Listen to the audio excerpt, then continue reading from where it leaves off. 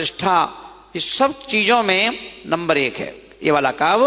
हाँ, चलो पढ़े।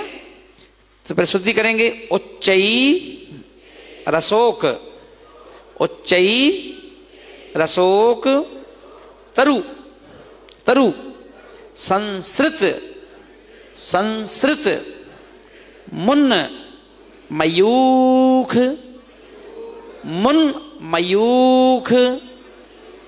हाँ, मुन छोटा है जैसे मुन, और फिर मयूख। हाँ, मां भाति, मां भाति रूप ममलम भवतो नितांतम, नितांतम। और स्पष्टोल्लसत, स्पष्टल क्या स्पष्टो है ना, आधे ला तक स्पष्टोल लसत, स्पष्टोल लसत किरण मस्त तमो बितानम, बितानम बिंबम रवे रिव। दोनों में जो बा है वो कौन सा है, खुले मुंह से बोलने वाला, तो रवे विव। पयोधर पार्श्ववर्ती, पार्श्ववर्ती। हाँ ठीक है ना, कि उच्चई रसो की तरु संसृत मुन मयूख,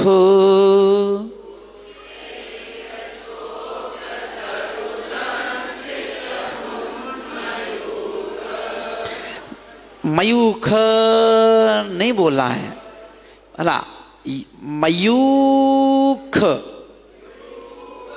हाँ, खा बोलते ही तुरंत मुंह बंद करना है उसको, जब से खींचोगे ना तो दीर्घ हो जाएगा। तो उच्चई रसो के तरु संसृत मुन मयूख,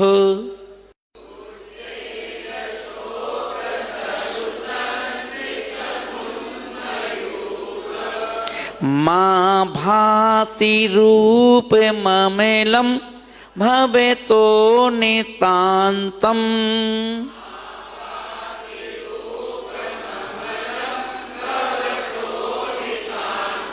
स्पष्टोल्लसत किरणमस्तितमो बितानम,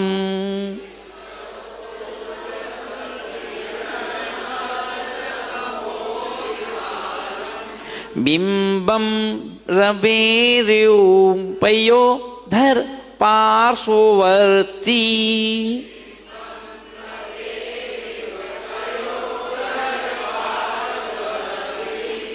हाँ, असल एक साथ पढ़ेंगे, तेज स्वर में है ना। उच्चई,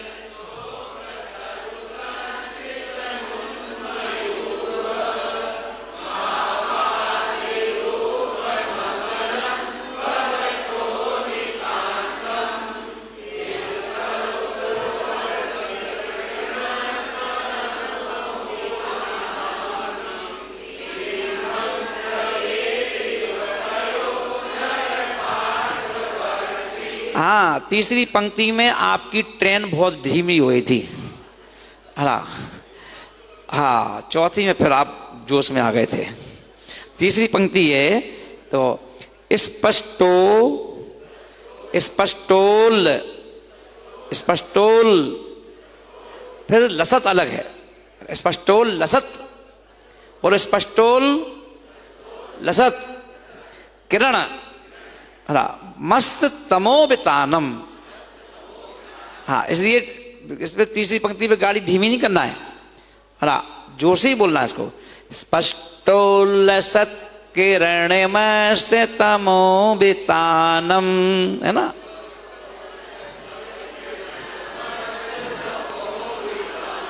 हाँ, तो स्पष्टोल, ध्यान रखना।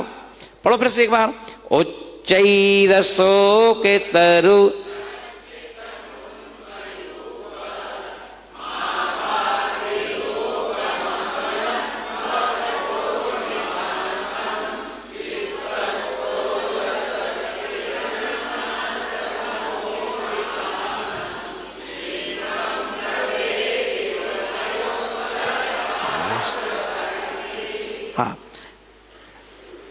पढ़ के बताओ अच्छा कौन पढ़ेगा। हाँ जो बहन पढ़ो बीच में। हाँ हाँ आप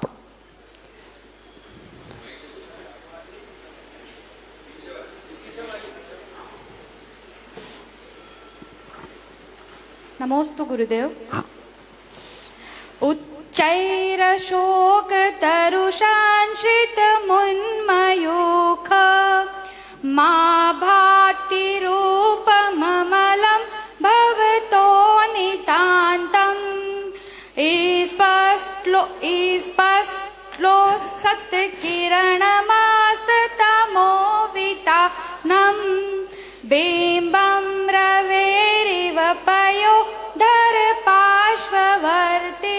तो ये जो अपन स्पष्ट बोलते हैं ना, स्पष्ट तो हाँ तो स्पष्ट जो बोलते हैं तो वो क्या है कि अपन ई का उपयोग करते हैं अपन, वो आधे सा को सिर्फ हल्की सी सीटी का उपयोग करना पड़ता है ना। स्पष्टोल स्पष्टोल सत्किरणमास्ततमोविता।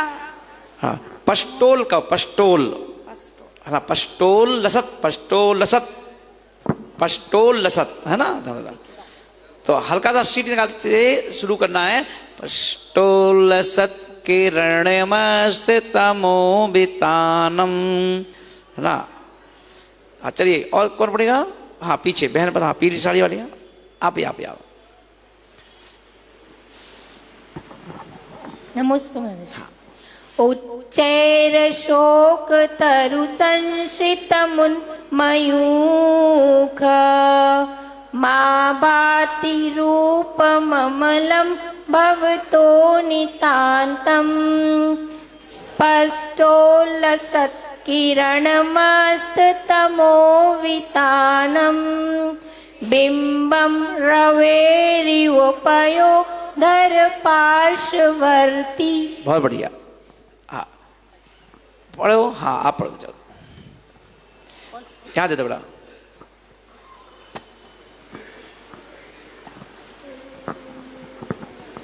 नमस्ते महाराज जी। हाँ उच्चैरशोक एक सब ध्यान रखना, उच्चे नहीं उच्चई नहीं, बोलो बोलो उच्चई उच्चई चई चई। उच्चैरशोकतरुसंश्रितमुन्मयूख मा भाति रूपममलं भवतो नितान्तम् स्पष्टोल्लसत्किरणमस्ततमोवितानं बिम्बं रवेरिव पयोध पार्श्ववर्ती। हाँ नमस्ते महाराज। हाँ पढ़िए।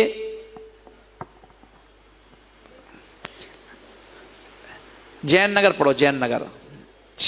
याद आगे बेटा, सबसे आगे।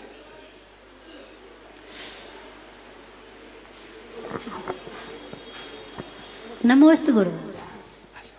उच्चैरशोकतरुसंश्रितमुन्मयूख मा भाति रूपममलं भवतो नितान्तम् स्पष्टोल्लसत्किरणमस्ततमोवितानं बिम्बं रवेरिव पयो धर पार्श्ववर्ते।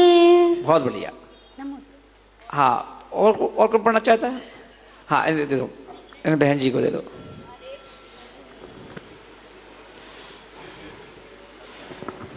नमस्ते गुरुदेव। जब अपन पष्टोल बोलोगे ना तो अपने आप आधा सा निकल आएगा, आपको अलग से ई नहीं बोलना पड़ेगा। उच्चैरशोकतरुसंश्रितमुन्मयूख मा भाति रूपममलं भवतो नितान्तम् स्पष्टोल्लसत्किरणमस्तितमोवितानं बिम्बं रवेरिवपयोधर पार्श्ववर्ती। हाँ हाँ आज पढ़ो राजुल पढ़ो।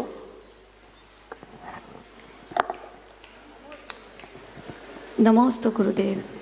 उच्चैर्यशोकतरुसंश्रितमुन्मयूख मा भाति रूपममलं भवतो नितान्तम् स्पष्टोल्लसत्किरणमस्ततमोवितानं बिम्बं रवेरिव पयोधर पार्श्ववर्ती। हाँ नमोस्तु। बहुत पीछे दे दो, आपके पीछे पढ़ो, पीछे बैठे ना, क्या नाम है उसका?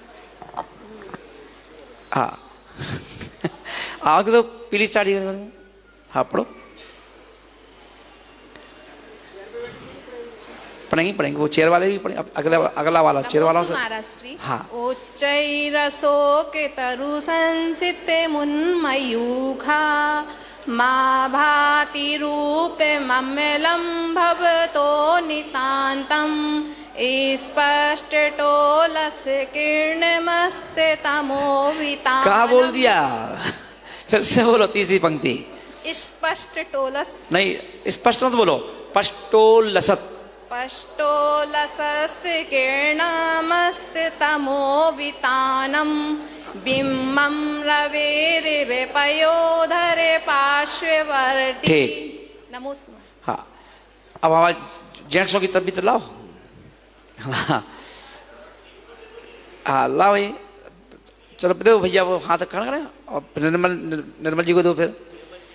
और मयूक को भी अपन लोग क्या करना है ना, यू को खींच दो, जो मयूक खा के बगल में यू है ना, मयूख।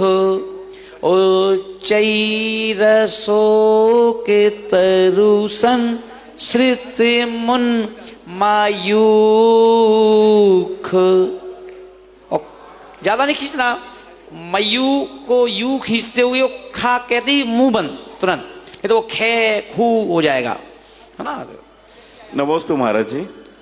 उच्चैरशोक तरुषांश्रित मुन्मयूख मा भाति रूप ममलं भवतो नितान्तं पष्टोलसत्किरणमस्ततमोवितानं बिम्बं रवेरिव पयोधर पार्श्ववर्ती।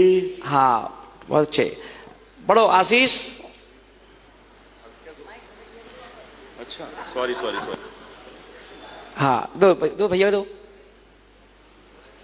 नमोस्तु महाराज जी। हाँ जी।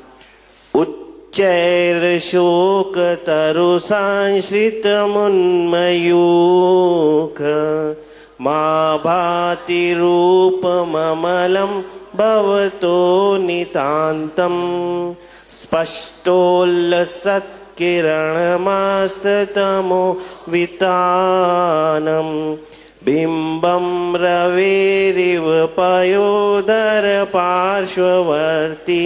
हाँ बहुत अच्छे, निर्मल पढ़ो।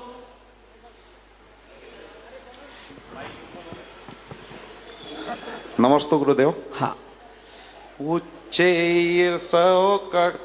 संस्कृत मुन्मयूख मा भाति रूपममलं भवतो नितान्तं स्पष्टोल्लसत्किरणमस्ततमोवितानं बिम्बं रवेरिव पयोधर पार्श्ववर्ती। हाँ वो पीछे दो, वो दाढ़ी वाला भैया। जय जय जय तुम्हारे सामने। हाँ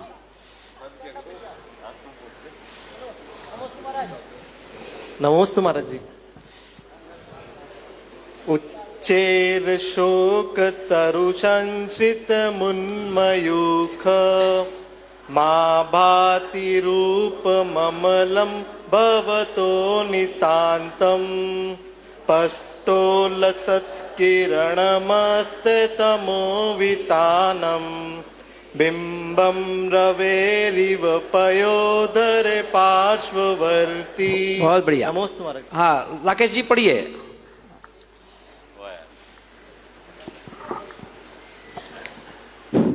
आचार्य सशब्द नमन।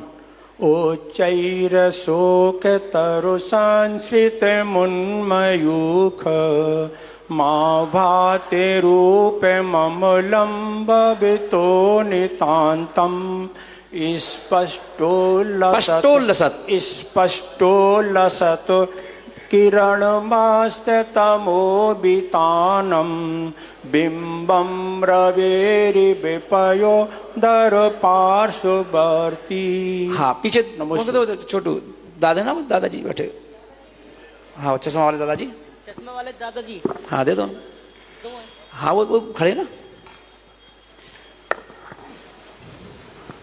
नमोस्तु महाराज जी, नमोस्तु नमोस्तु।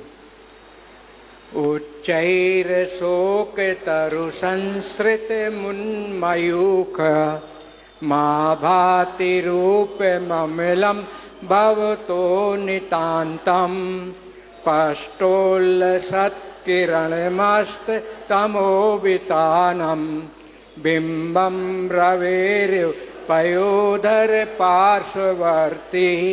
हाँ संगीतकार पढ़ो, जो भजन जिस भजन गाया था पढ़। हाँ तो भी पढ़ बेटा,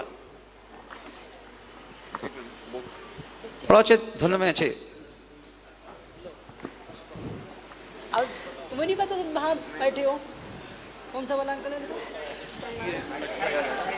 28 बार। उच्चैर शोक तरु संश्रित मूर्धयूखा नाभाति रूपमलं भवतो नितान्तं स्पष्टल मस्ततमोवितानां बिम्बं रवेरिव पयोधर पार्श्ववर्ती। अटक गया। हाँ। कमल भैया दो। नमोस्तु गुरुदेव। लो भैया।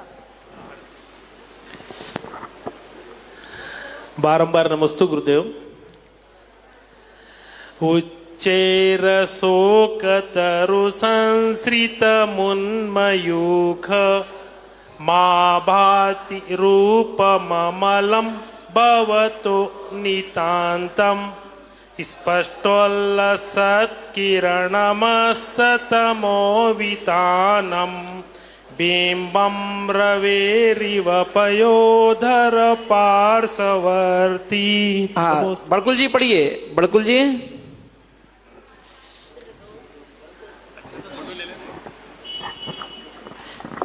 नमोस्तु आचार्य से, नमोस्तु। उच्चैरशोकितरु संसितमुन्मयूख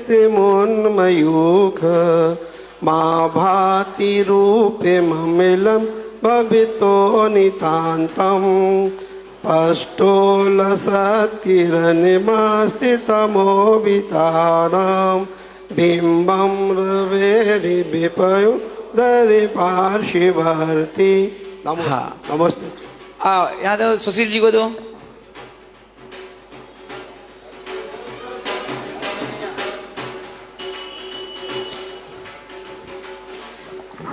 नमस्ते गुरुदेव, नमस्ते।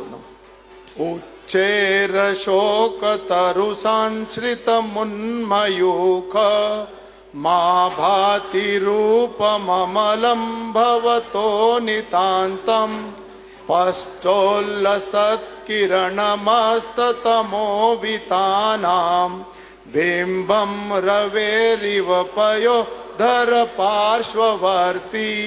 हाँ भाई काला जी पढ़ो।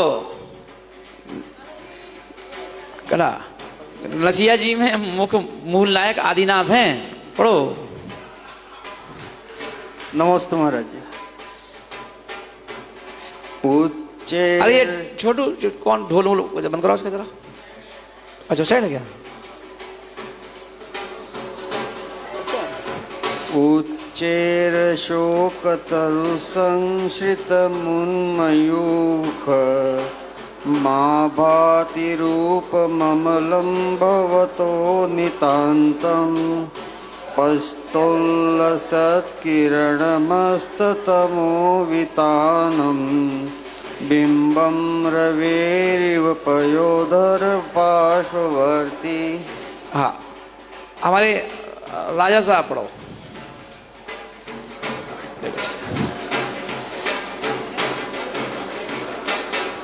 नमस्ते गुरुदेव।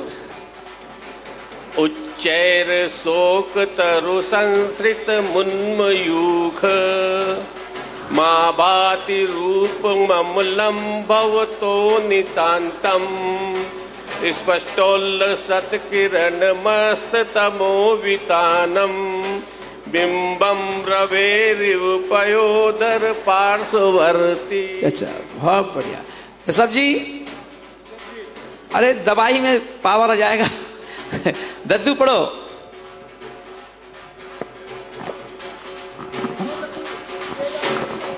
नमोस्तु आचार्य श्री। उच्चेर शोक तरुषांश्रितमोन्यमुयूख मा भाति रूपममलं भवतो नितान्तं स्पष्टोल्लसक्तिकरणमस्ततमोवितानां बिंबं रवे वीरपयोधर पार्श्ववर्ती। हाँ चलो एक बार सब लोग फिर से एक बार पढ़ो उसको अच्छे से, बिल्कुल स्लो मोशन में, है ना। ओ चैरसो के तरुसन श्रित मुन मायूख मां भाति रूप ममेलम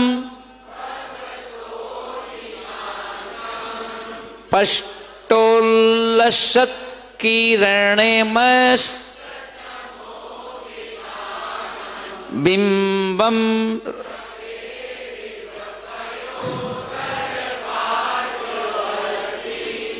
हाँ ठीक है ना। अच्छा आज सब लोग एक काम करना, इसको 21 बार पढ़ना घर पे, कहना सब लोग कितना पढ़ोगे? 21 बार, है ना। तो आपके आधे सारे काम वैसे निपट जाएंगे, चिंता मत करो, है ना। इसका मंत्र जो अर्थ है कि आदिनाथ भगवान जी जो थे हमारे प्रथम तीर्थंकर, उनके शरीर की ऊंचाई थी 500 धनुष। कितनी थी? 500 धनुष की उनकी ऊंचाई थी। और आयु कितनी थी उनकी? आयु 84 लाख पूर्व की आयु थी। कितनी आयु थी? हाँ 84 लाख पूर्व की आयु थी। और एक पूर्व कितना बड़ा होता है? तो 84,000 वर्ष इंटू 84,000 वर्ष, इनको जब अपन इंटू करेंगे तो जो टोटल आएगा वो एक पूर्व होता है। और एक पूर्व हुआ, और कितने पूर्व की थी? 84 लाख पूर्व की थी। 84 पूर्व नहीं, खाली 84 लाख पूर्व की थी। इतनी लंबी आयु के ना धारक थे ऋषभ देव भगवान। तो अब ऐसे तीर्थंकर आदिनाथ भगवान जी के अब शरीर कितना बड़ा हुआ? 500 धनुष का। अब वो भगवान सोचो, अपने रामा साहा में अपन नेमिनाथ भगवान जी को देखते हैं तो वो ही ऐसा लगता है बहुत बड़े भगवान है ना, जबकि 5-7 फुट के होंगे, 7 फुट के, है ना। अब वो कितने हो गए? 500 धनुष। अब एक धनुष कितना बड़ा होता है? 4 हाथ का। ये अपना एक हाथ है ना, इसको एक हाथ बोलते हैं, कौनी से लेकर के उंगली तक एक हाथ। ऐसे 4 हाथ का एक धनुष। और 500 धनुष के हैं तो 5 चौके 20,000, कहते 2000 हाथ। अब 2000 हाथ लगा लो, कितना हो गया बड़ा? एक हाथ कितना बड़ा? 1-1.5 फुट का होगा, है ना। अब लगा लो कितने फुट में आ गया? 3000 फुट हो गया ना। तो 3000 फुट यहां से कौन सी मंजिल पहुंच जाओगे, है ना। इतना बड़ा भगवान का शरीर था।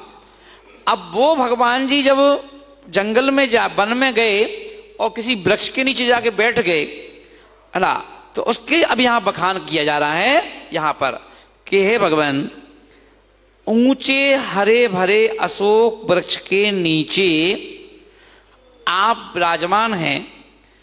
तो आपका जो मुखमंडल है ऐसा लग रहा है जैसे वृक्ष के पीछे से कोई सूरज निकल के आ गया हो, है ना, क्योंकि चेहरा चमक रहा है भगवान का, है ना। और भगवान का जो शरीर था उसका रंग कौन से रंग का था? तपे हुए स्वर्ण के समान।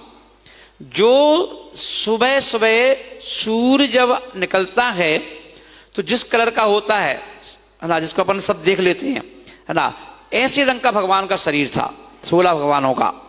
तो उनमें से एक आदिनाथ भगवान जी थे।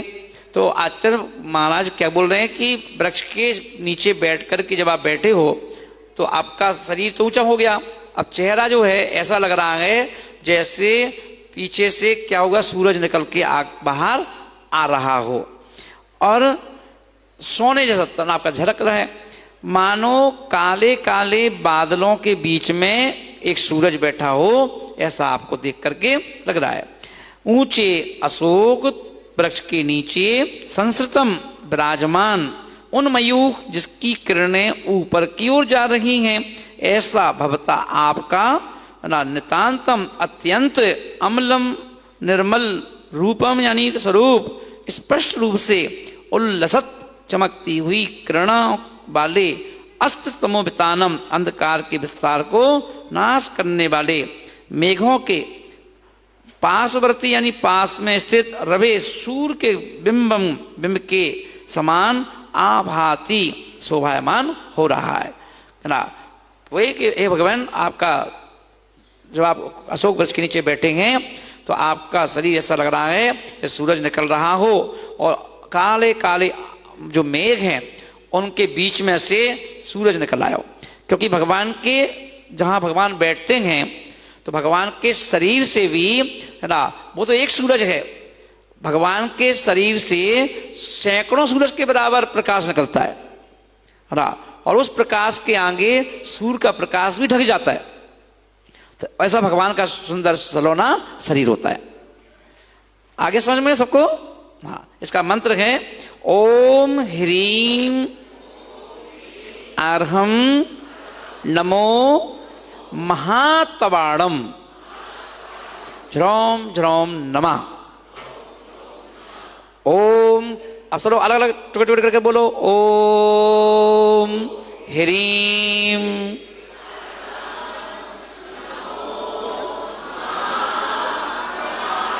समाप्त करना है। हाँ ठीक है ना। चलिए अब अपन देखें, सभी मनोरथ को पूर्ण करने वाला है। अब आ गया भगवान जी का दूसरे नंबर का प्रातिहार, जिसका नाम है सिंहासन, है ना। और सिंहासन जो है एक प्रातिहार है। भगवान जी सिंहासन पर नहीं बैठते हैं, पर फिर भी देव कहते हैं कि देखो तुम बैठो ना बैठो, मेरा काम है आपके सिंहासन भी लगाना है। तो इसलिए भगवान जी क्या करते हैं, से भी 4 अंगुल ऊपर, है ना, अधर में बैठ जाते हैं और हटाते भी नहीं, क्योंकि बीतरागी हैं। तो इसलिए अपन देखें वो भगवान सारे देवी देवता समोसण की रचना भी कर देते हैं, सिंहासन भी लगा देते हैं, कमल भी लगा देते हैं। भगवान भले बैठे या ना बैठे, वो कहते कि वो आपका काम है बीतरागता और हमारा काम है आपकी भक्ति करना, है ना। तो ऐसे समोसण में तो वो सिंहासन जो रत्न जड़ित सिंहासन है, उस सिंहासन की यहां पर चर्चा हो रही है। और ये किस काम के लिए आता है? किसी को किसी प्रकार का कोई नशा चढ़ जाए, नहीं उतर रहा है, तो उसके लिए भी एक काम है, पानी पड़ के पिलाया जाए। और किसी की आंखों में कोई दर्द होता है ना, पानी निकलता है ना, एकदम जो भी परेशानी आंख संबंधी, तो उसको उसके लिए भी ये काम ठीक कर देता है।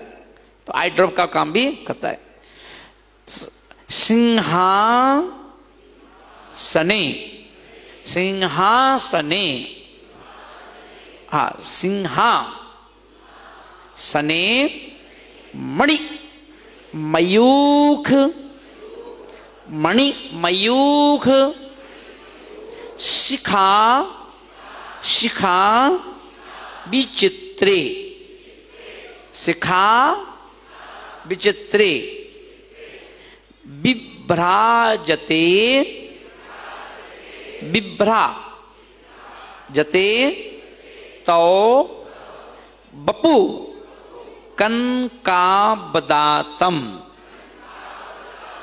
कनकाबदातम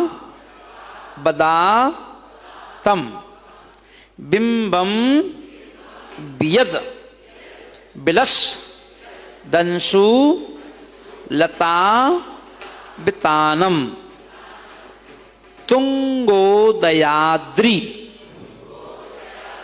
तुंगोदयाद्रि सिर सीव सहस्त्र रश्मि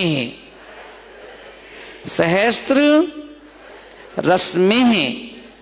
हाँ, भगवान जो सूर्य होता है, सूर्य की कितनी किरणें होती हैं? 1000। सूर्य की किरणें कितनी होती हैं? उसको रश्मि बोलते हैं। और कितनी रश्मियां होती हैं? 1000 रश्मियां होती हैं सूर्य की, है, तो वही रश्मि।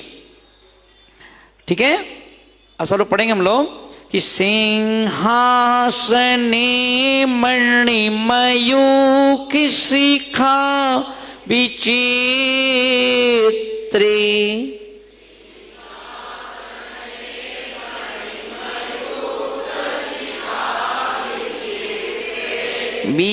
बिभ्रजते तौ बपुः कनकावदातम्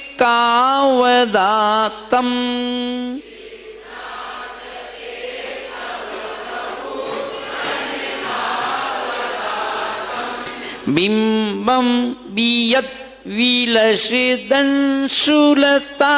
वितानम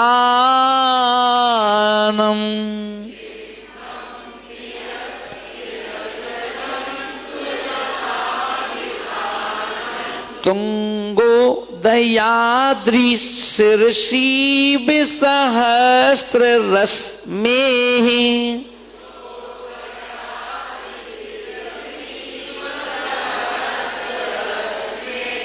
हाँ, सब लोग एक साथ पढ़ेंगे। सिंहास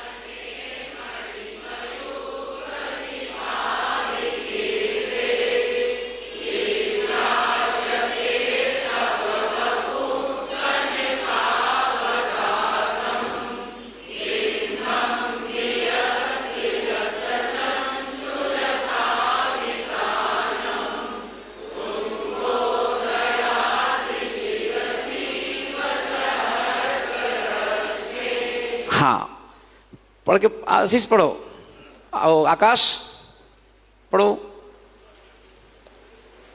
हेलो,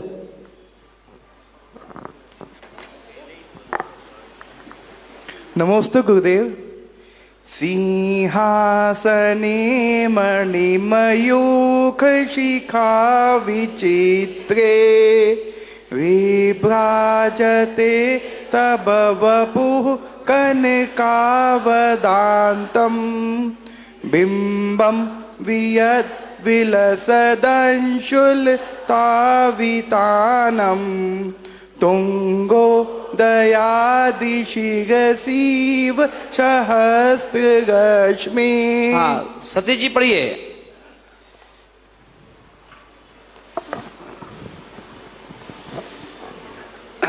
नमोस्तु आचार्य श्री। सिंहासने मणिमयूख शिखा विचित्रे विभ्राजते तब वपुः कनकावदातं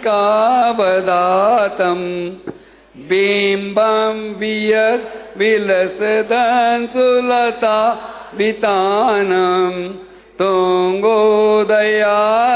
शिरसि सहस्ररश्मि। हाँ, नमस्ते गुरु। पढ़ो भाई वास्तु शास्त्री जी, पढ़ो। तो बड़ा पीछे पहुंचा जाओ।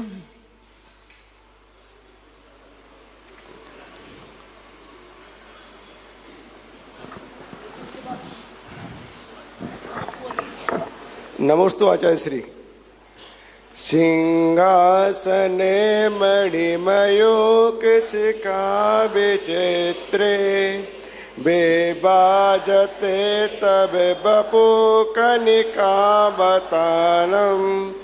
बिंबं वियद् विलसदंशुलतावितानं तुंगोदयादिशिरसि सहस्ररश्मि। हाँ, आपके पीछे भैया दे दो बगल में। हाँ, वो भैया भैया। हाँ,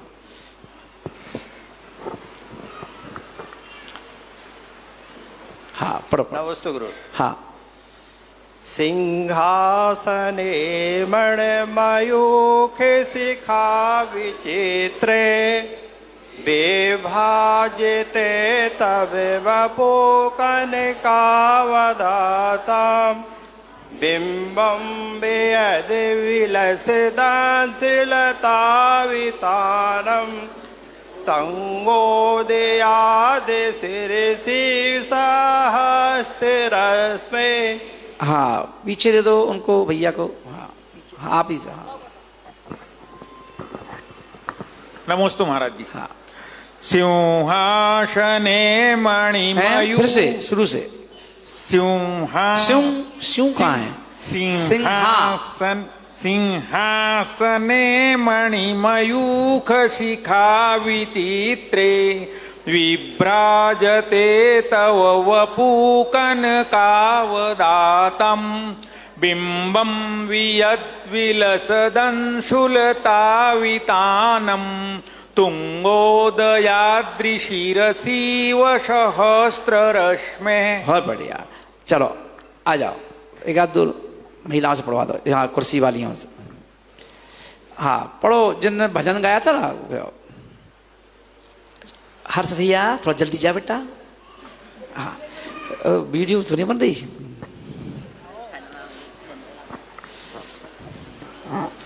नमोस्तु गुरुदेव। सिंहासने मणिमयूख शिखा विचित्रे विभ्राजते तव वपुः कनकावदातं बिम्बं विलसदंशुलतावितानं तुंगोदयाद्रिशिरसीव सहस्ररश्मिः। बहुत बढ़िया। हाँ अंजलि पढ़ो। किताब ले लो, इनसे ले लो, दे देना। कौन सा पाठ? तो आचार्य श्री। हाँ। सिंहासने मणिमयूख शिखा विचित्रे विभ्राजते तब वपुः कनकावदातं बिम्बं वियद्विलसितंशुलतावितानं तुंगोदयाद्रिशिरसीव सहस्ररश्मे। हाँ रजनी पढ़ो। रजनी, रजनी गोधा। नमस्ते गुरु। हाँ पढ़ो। सिंहासने मणिमयूख शिखा विचित्रे विभ्राजते तव वपु कनकावदातं बिम्बं वियद्विलसितंशुलतावितानं तुंगोदयाद्रिशिरसीव सहस्ररश्मे। नमस्ते गुरु। हाँ कहाँ है रजनी? पढ़ो जल्दी, खड़ी हो।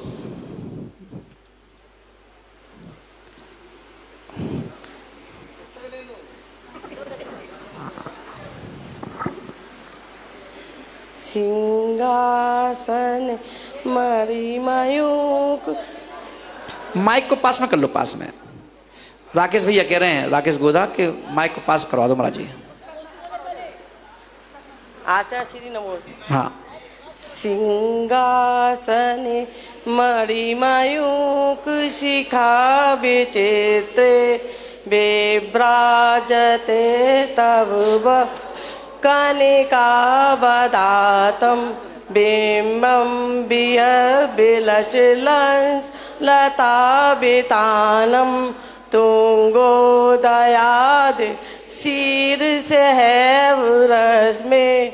हाँ चलो इसका पहले अर्थ समझे अपन।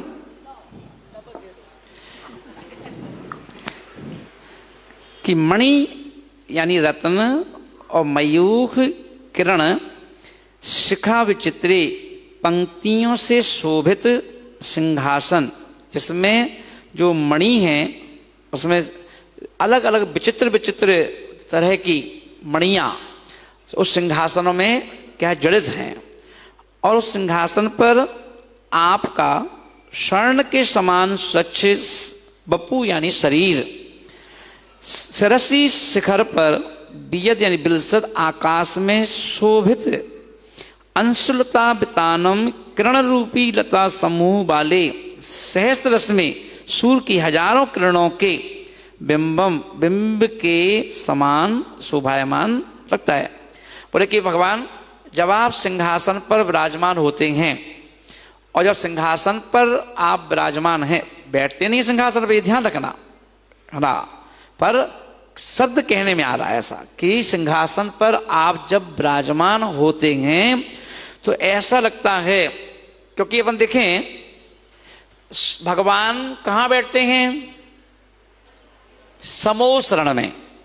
ये समोसरण नहीं अपना इंदौर वाला, है ना, नहीं तो सोचोगे यहाँ समोसरण में बैठते हैं। समोसरण यानी जहां भगवान का समोसरण लगता है तो समोसरण में विराजमान होते हैं। तो जिस जमीन पर अपन बैठे हैं, इस जमीन से 5000 धनुष की ऊंचाई पर, है ना, समोसरण लगता है। कितनी ऊंचाई पर? हाँ, 5000 धनुष की ऊंचाई पर समोसरण लगता है। अब उस वहां तक पहुंचने के लिए अगर मान लो, है ना, पारस चाहें कि हम समोसरण में जाएं, है ना, तो पारस जी, है ना, कमल जी और पारस दोनों जोड़ी है, और ये मान लो कभी समोसरण में जाएं तो इनको 20,000 सीढ़ियां चढ़ना पड़ेगी। कितनी सीढ़ियां? 20,000। तो 20,000 सीढ़ियां चढ़ने पर हम समोसरण में पहुंच जाते हैं, है ना। जब भी कभी जाएंगे फिर से तो 20,000 सीढ़ियां चढ़ना पड़ेगी।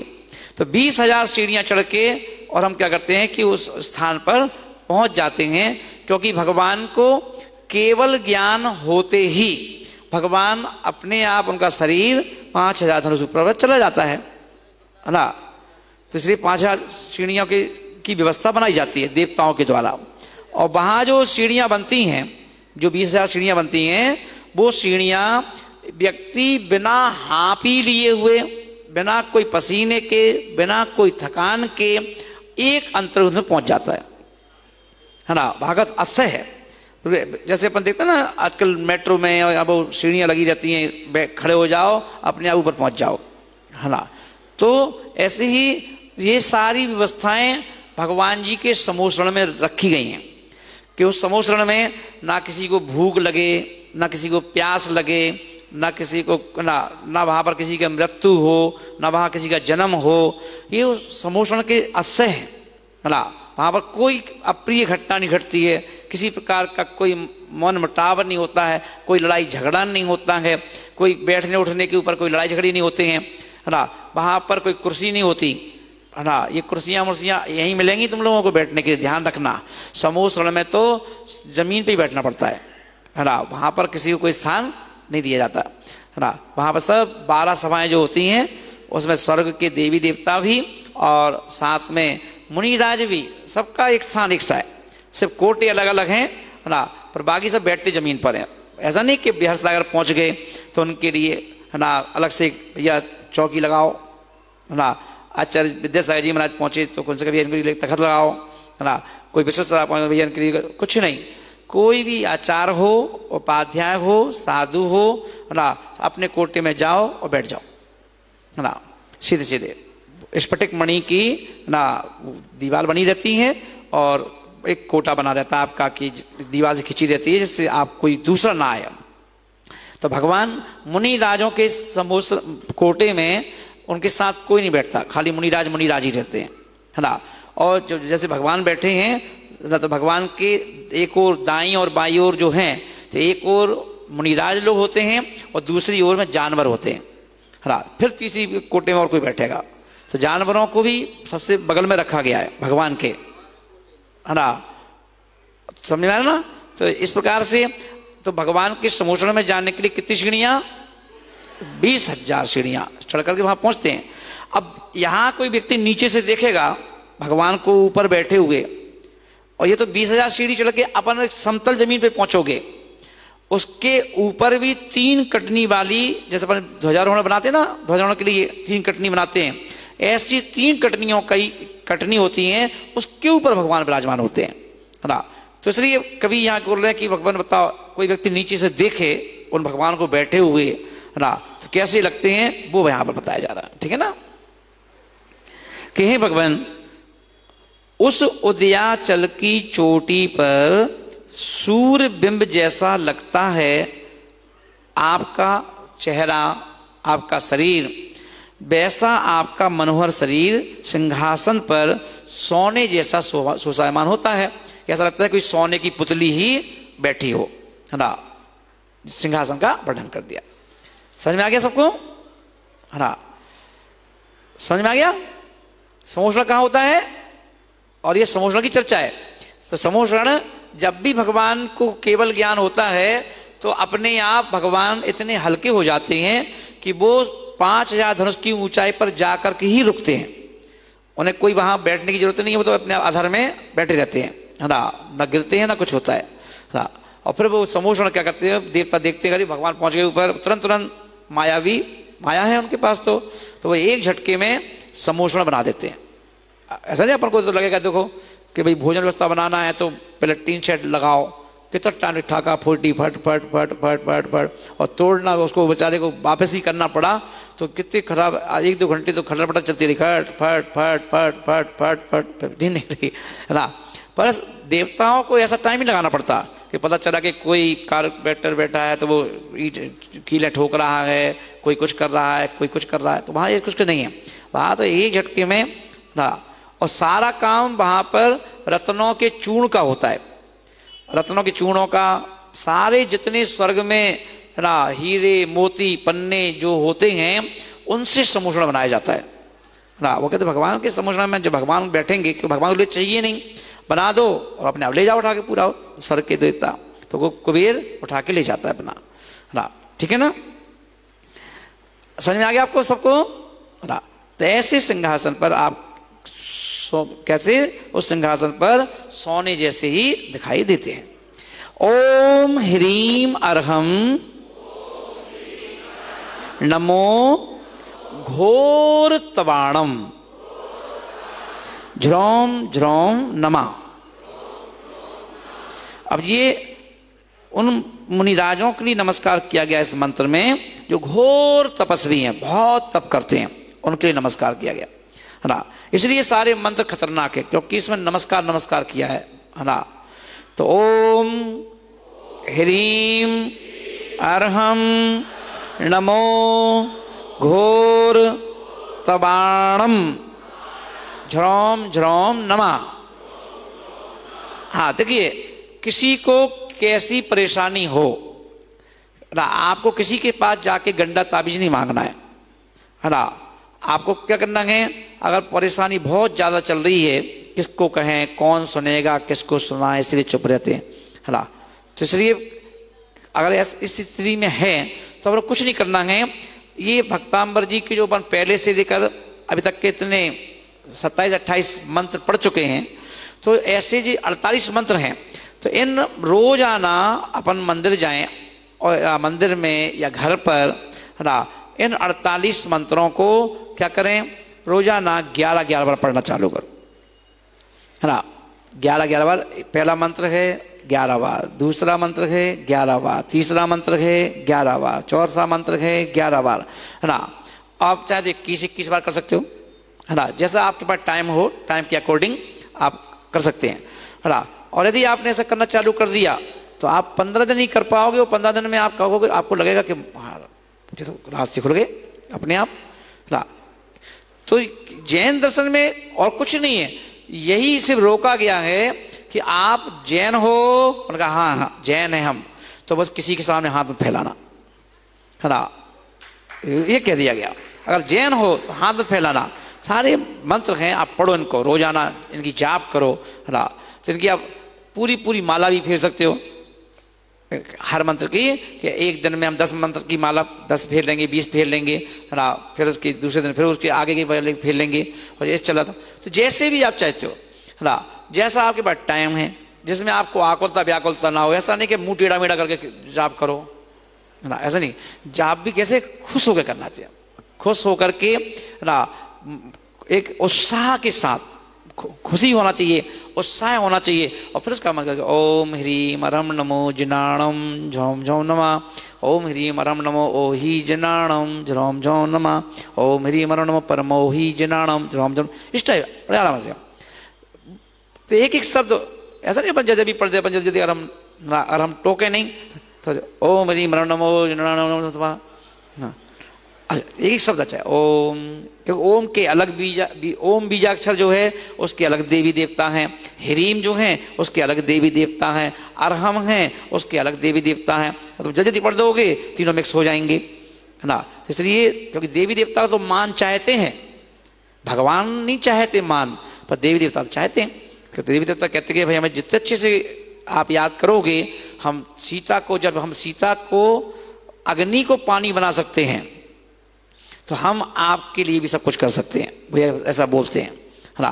पर वो कहते हैं हमें पूजा नहीं करवाना है, तो हमारी जो मंत्र है ना इसको अच्छे से पढ़ो।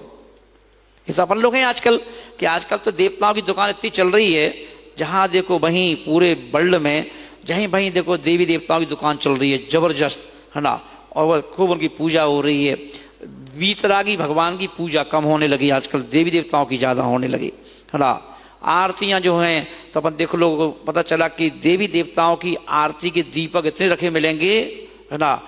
पारसनाथ भगवान के पास दीपक रखे मिलेंगे 2-3, और पद्मावती माता के सामने दीपक रखे मिलेंगे 1000 ना।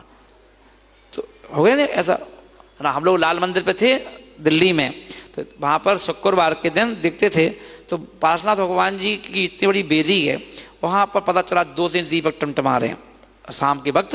और वहाँ देखा तो पद्मावती के सामने 50,000 दीपक रखे जल रहे हैं, उस दीपक की प्रकाश से उनकी बेदी चमक रही है ना। तो ये अपन देखें, ये पंचम काल का प्रभाव है कि पंचम काल में हम लोगों को वीतरागी भगवान पर श्रद्धा कम है ना। क्योंकि अपन चाहते हैं कि हथेली पे आम जम जाए, है ना। आज कोई परेशानी है तो माता रानी तो एक ही दिन में ठीक कर देंगी, है ना। तो ये पूरा प्रोसेस तो है ही, प्रोसेस होगा तो फाइल जाएगी, फिर तुम्हारे ऊपर विचार किया जाएगा तो हमने कितना दान पुण्य किया, कितना क्या किया है, कितनी भक्ति की है, कैसे की है ना। अच्छा ये बात ध्यान रखना, चाहे धर्मेंद्र हो पद्मावती हो, ये सब खुश होते हैं मुनिराज की भक्ति करने से, है ना। जब आप मुनिराज की भक्ति करते हैं, आचार्य की भक्ति करते हैं, उपाध्याय की भक्ति करते हैं, तो ये अपने आप खुश हो जाते हैं, है ना। ये कहते हैं कि तुम तुम्हारे गुरुओं को पूछो, हम वैसे ही खुश हो जाएंगे, है ना। इसलिए अपन देखें पूजा पाठ का तरीका विवेक के साथ करना चाहिए, है ना। सब ध्यान रखें। चलिए आगे, समझ में आ गया ना। पढ़ो एक बार फिर से मंत्र को, ओम ह्रीम अरहम नमो घोर तबाणम झ्रौम झ्रौम नमः। हाँ ठीक है ना।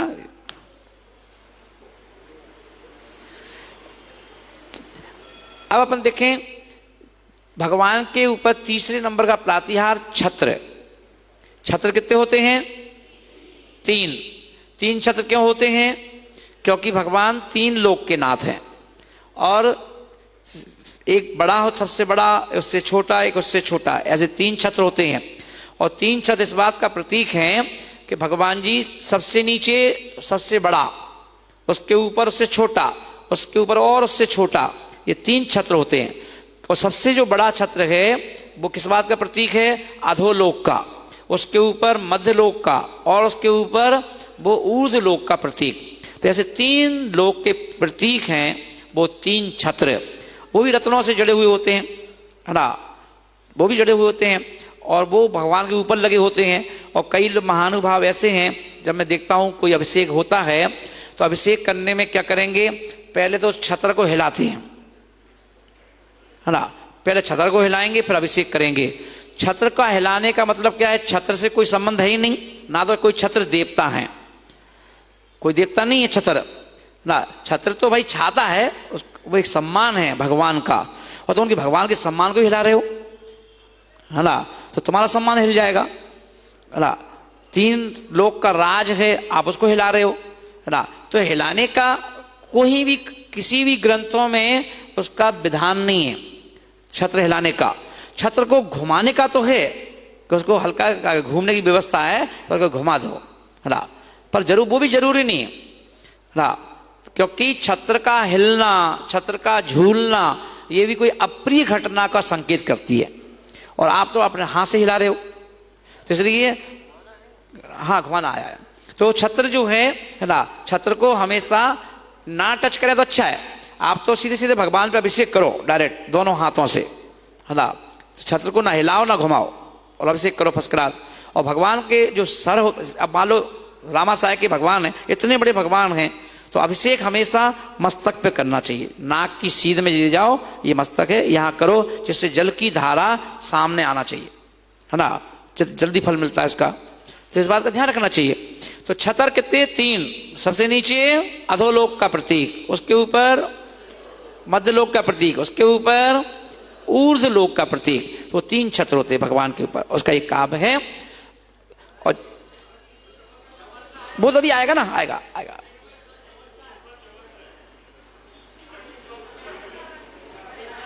ये इसके अनुसार चले ना अपन।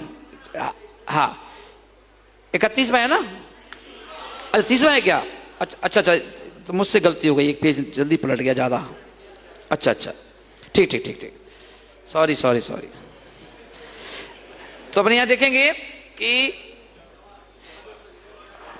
ये पढ़ा दे रहे, तो अर्थ कल समझा देंगे, है ना, ठीक है ना, पढ़ा दें, छुट्टी कर दें, पढ़ा दें। हाँ, तो अपन देखेंगे ये भी शत्रुओं को स्तंभय करने वाला, कोई भी चोर रास्ते में जंगल से निकलना है, वहां शेर चीते भी हैं, वो हमला ना करें, तो उनसे बचने के लिए भी ये काव्य है। और डर खत्म होता है, हमारा डर, हमारे अंदर का जो डर है वो क्या होता है, समाप्त होता है, ठीक है ना। तो कुंदा बदात चल चामर चारू शोभम। कुंदा बदात चल चामर चारू शोभम बिभ्राजते। तो कई लोग तब बोलते हैं, तब में गलत हो जाएगा। तो बप्पू कल धौत, 2 मात्राएं से धौत, कांतम उद्यच्छ सांक, उद्यच्छ सांक शुचि निर्झर वारी धार मुच्चैस तटम सुर गिरे रिव 7 कौम्भम, है ना। अब ये क्या है, चमर का है। चमर कितने होते हैं, 64 चमर होते हैं, और चमर 64 रिद्धियों का प्रतीक होते हैं। 64 रिद्धि होती है टोटल, तो 64 रिद्धियों के प्रतीक वो 64 चमर होते हैं, जिसे वो देवता हिलाते हैं, है ना। और यहां पर लोग करते हैं, है ना। तो इसका 64 चमर का है ये। कुंदावदाति चली चामरी चारु शोभम।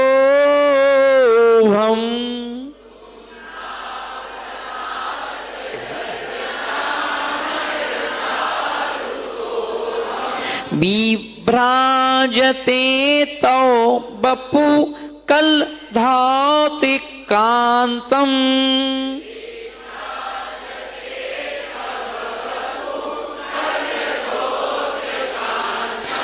उद्यच्छ सांके शुचि निर्झर बारी धार।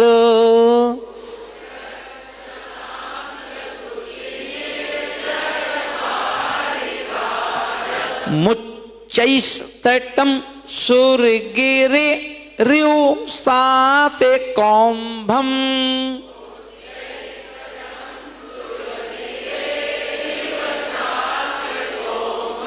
हाँ, सब पढ़ो एक साथ, कुंदावन, जोर से।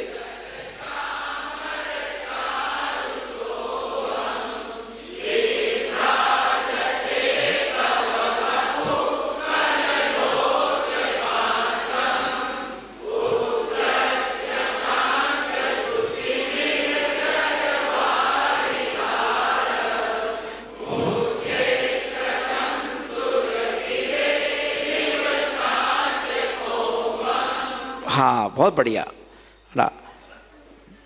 क्यों, अब यहां पर सीधा सीधा इसका अर्थ है कि हे भगवान, आपकी स्वर्णमयी तो काया है, शरीर स्वर्णमयी है, और ऊपर से आप सब समूह में इतने ऊंचे पे बैठे हो, और आपके ऊपर जो स्वर्ग के देवता है वो जो दिखाई नहीं देते, सिर्फ क्या दिखाई देता है, चमर चमर।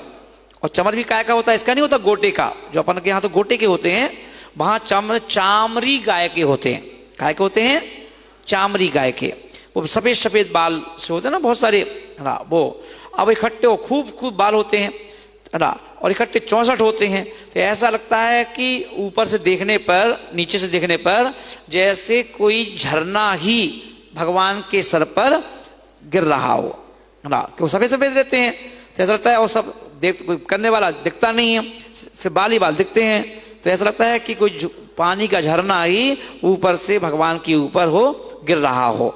कि हे भगवान, जब आपकी श्वेत सुंदर चमर ढोरे जाते हैं तो ऐसा लगता है मेरू पर्वत पर कोई चंद्रकांति का जल का झरना ही ऊपर गिर रहा हो, है ना, ये हो गया।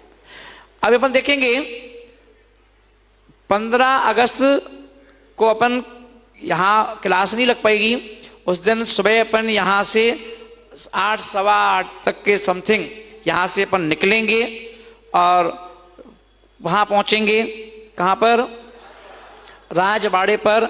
और राजबाड़े पर हम सभी लोग, पूरी समाज चारों तरफ की, ना समोसण की भी, ना जैन कॉलोनी, सभी लोग, सभी जगह के लोग वहाँ पहुँचेंगे। और वहाँ पर अपन क्या करेंगे, राष्ट्र के नाम संदेश, है ना, और वहाँ पर जिससे जैन अजैन सब सुने कि, है ना, भाई देश हमारे जैन साधु क्या बोलते हैं, धर्म के लिए, धर्म के तो बोलते ही हैं, देश के लिए क्या बोलते हैं, है ना, तो एक संदेश जाता है। तो वो होगा प्रोग्राम, बच्चों के प्रोग्राम भी होंगे वहाँ पर, 2-3 प्रोग्राम ही होंगे, और प्रोग्राम के बाद, है ना, मंगल प्रवचन होंगे, राजा साहब के 2 शब्द होंगे, है ना, और जो नेता आएंगे उनके द्वारा वहाँ पर तिरंगा झंडा फहरवाया जाएगा, है ना, वो तो राजा साहब ले आएंगे अपने आप किसी को, है ना। तो अपन देखेंगे, ठीक है ना। दूसरी बात अपन ये देखेंगे, फिर 15 तारीख के बाद अपना एक प्रोग्राम आ रहा है मुकुट सप्तमी का। अपने पारसनाथ, ऐसे पारसनाथ हैं, ऐसा कोई मंदिर नहीं जहाँ पारसनाथ ना हो, है ना। तो अपन देखें, भला विराजा जी शिखर पे, भला विराजा जी, कहते हैं ना भजन, सावरिया पारसनाथ गाते ना अपने साथ। तो इसलिए मैंने अपने राजकुमार जी से कहा कि क्या कर रहे हो, बोले बताओ लाडू चढ़ेगा। अरे लाडू तो चढ़ेगा ही चढ़ेगा, अरे चढ़ाओ अलग तरीके से, चतुर्मास चल रहा है। तो उन्होंने कहा बोलो कैसे चढ़ाना है महाराज। तो मैंने कहा ये खाली जगह है पूरी मैदान में, यहाँ पर सुंदर शिखर जी बनाओ, है ना, और शिखर जी ऐसा बनाओ कि चित्र वाला नहीं कि चित्र टांग दिया अपन ने देख लो, नहीं नहीं, हमने ऐसा शिखर जी बनाओ जिस पे एक बेदी बनेगी, उस बेदी में भगवान जी विराजमान हो। एक चंदा प्रभु टॉक बनाओ, एक पारसनाथ टॉक बनाओ, एक वो। तो बोले ठीक है महाराज, जैसी आज्ञा, है ना। और उस पर फिर पेड़ बनेगी, अच्छी पेड़ बन करके यहाँ से व्यक्ति चढ़ के जाएगा, जो जिसकी बोली होगी, है ना, पहले वो जाएंगे, फिर बाद में छोटे छोटे चलने वाले जाएंगे, है ना, व्यवस्थित, है ना, क्रम से विवेक के साथ। तो है ना, उस पहाड़ पे चढ़ के जाएंगे और ऐसा अनुभव करेंगे हम शिखर जी में आ गए, है ना, कि हम बिल्कुल शिखर जी में आ गए हैं। और फिर वहां वो लड्डू चढ़ेगा, है ना, तो लड्डू चढ़ाएंगे, पर बहुत सुंदर शिखर जी बनने वाला है। कल परसों से काम चालू हो जाएगा तो अपन देखेंगे। तो लड्डू चढ़ेगा और उसके पहले क्या होगा, 23 पालकियों में 23 भगवान निकलेंगे और उसका जुलूस निकलेगा ना। पारसनाथ भगवान जी की शोभा यात्रा, है ना, जो अपन रूट बनाएंगे उस रूट से वो भगवान को जुलूस को घुमाते हुए, महाराज भी होंगे उसमें, आप भी होंगे, और एक एक परिवार की एक एक पालकी होगी, है ना, कि भाई ये मेरा परिवार के मेरे बच्चे, हम लोगों ने नाती पोते को तो खूब उठाया है अपने कंधे पे, अब भगवान जी को कंधे पे उठा के नंबर आएगा कि भगवान को उठाओ 3 लोक के नाथ, और जिसने 3 लोक के नाथ को उठा करके घुमा दिया अपने रास्तों पर, तो तुम्हारे कौन बिगाड़ सकता है? कुछ सारे काम तुम्हारे ऐसे ही बन जाएंगे। तो अपने बेटों से कहना कि चलो धोती दुपट्टा पहनो, हमने एक पालकी हम लेंगे, और अपन दोनों मिलकर के रिश्तेदारों को बुला लो, हम पालकी ले रहे हैं, आओ अपनी पालकी उठा के चलेंगे। सब लोग कंधे चेंज करते रहो, कभी पिताजी, कभी बेटा, कभी चाचा, कभी कुछ ताऊ, ऐसे करो, और उसको धोती दुपट्टे में ऐसा लगा चारों तरफ कोई कौन है, सिर्फ कोई नहीं दिख रहा, सिर्फ धोती दुपट्टे में दिख रहे लोग, झूमते हुए, नाचते हुए, गरबा करते हुए, और उस जुलूस के साथ अपन लौट कर आएंगे, और फिर यहाँ आकर के एक साथ 25 भगवानों का अभिषेक होगा। 25 पांडुक शिला बनेंगी, और उस 25 पांडुक शिलाओं में 25 भगवान जो पालकी में आएंगे वो विराजमान होंगे। फिर एक मंत्र पर 25 भगवानों की शांति धारा हमारी ये छोटी छोटी आंखें देखेंगी, है ना, उस दिन ये वाला दृश्य भी तो ध्यान रखेंगे सब लोग, और बता है ना, और तो ये ध्यान रखेंगे। और फिर तो इस प्रकार से लाडू चढ़ेगा, और फिर 3-4 दिन प्रवचन वहीं होंगे, शिखर जी पे ही बैठ करके रोज प्रवचन चलेगी, जो क्लास चलेगी ना अपनी, वो वहीं बैठ के चलेगी फिर, है ना। और 4-5 दिन उसको अपन ने कह दिया है राजकुमार जी से कि 5-6 दिन बना रहने देना, जैसे लोग बाग उसका आनंद लेते रहें, है ना।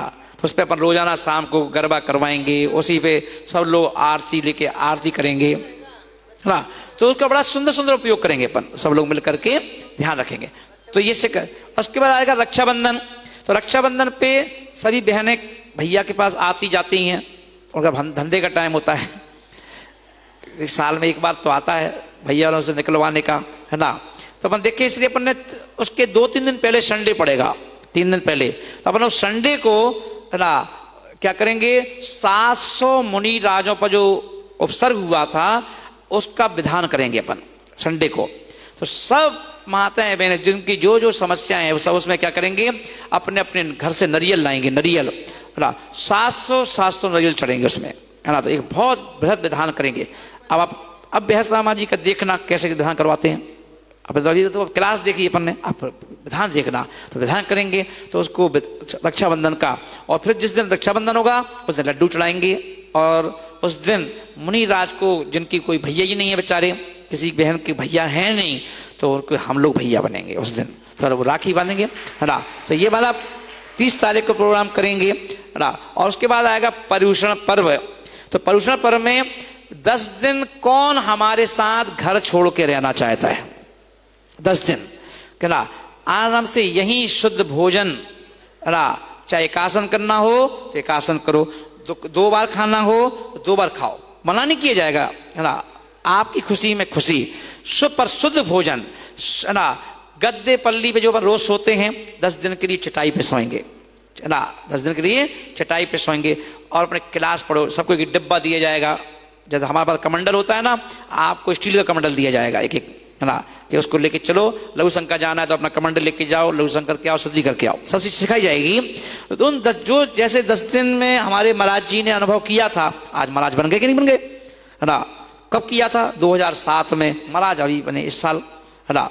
तो अपन देखें कि संस्कार पढ़ते हैं, उसका नाम ही है श्रावक साधना शिविर। तो वो शिविर चलेगा, तो जिन जिन को अपने रिश्तेदारों को, अपने मिलने वालों को, उनसे कहो कि घर में पड़े रहते हो, खांसते रहते हो, ना, घर की बहुओं की गालियां सुनते रहते हो, बेसन मिलने के, ना। तो इससे क्या है, बोले जाओ महाराज के पास रहना 10 दिन आराम से, साधना करो वहां जा करके, है ना। जो ज्यादा बीमार हो वो मत आना भैया, नहीं तो पता चला शिविर छोड़ के उन्हीं में लगना पड़ेगा, है ना। तो इसे सब लोग ध्यान रखेंगे। तो 10 दिन के लिए कोई पैंट शर्ट में नहीं रहेगा, सभी